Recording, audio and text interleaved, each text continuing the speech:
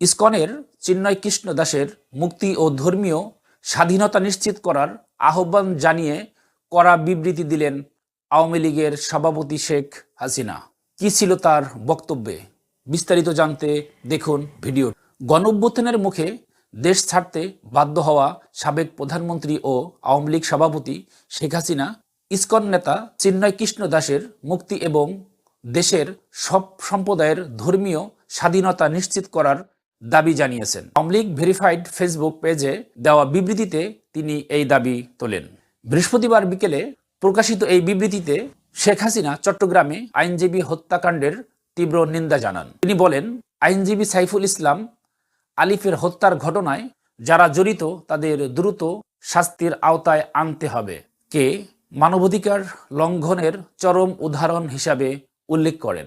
শেখ হাসিনার বিবৃতির মূল পয়েন্টসমূহ: আইনজীবী হত্যার তীব্র নিন্দা, হত্যাকারীদের দ্রুত শাস্তির দাবি, মানবাধিকার লঙ্ঘনের দাবি, ইউনূস সরকারের ব্যর্থতার সমালোচনা করেন। চিন্ময় কৃষ্ণ দাসের মুক্তি দাবি, ধর্মীয় স্বাধীনতা নিশ্চিত করার আহ্বান। বিবৃতিতে শেখ হাসিনা আরও বলেন, অসাংবিধানিকভাবে ক্ষমতা দখলকারী ইউনূস সরকার জনগণের জানমাল রক্ষায় ব্যর্থ হয়েছে। তিনি দেশের জনগণকে সশস্ত্র ও জঙ্গিবাদের বিরুদ্ধে ঐক্যবদ্ধ হওয়ার আহ্বান জানান। শেখ হাসিনা অভিযোগ করেন, বর্তমান সরকার নিত্য প্রয়োজনীয় দ্রব্যমূল্যের নিয়ন্ত্রণ ব্যর্থ, সাধারণ মানুষের জীবনের নিরাপত্তা দিতে ব্যর্থ। তিনি আরও উল্লেখ করেন, সনাতন ধর্মাবলম্বীদের উপরে নির্যাতন এবং মন্দিরে হামলার ঘটনা বেড়েছে। এসব ঘটনায় সরকারের নিষ্ক্রিয়তা তীব্র সমালোচনা করেন তিনি।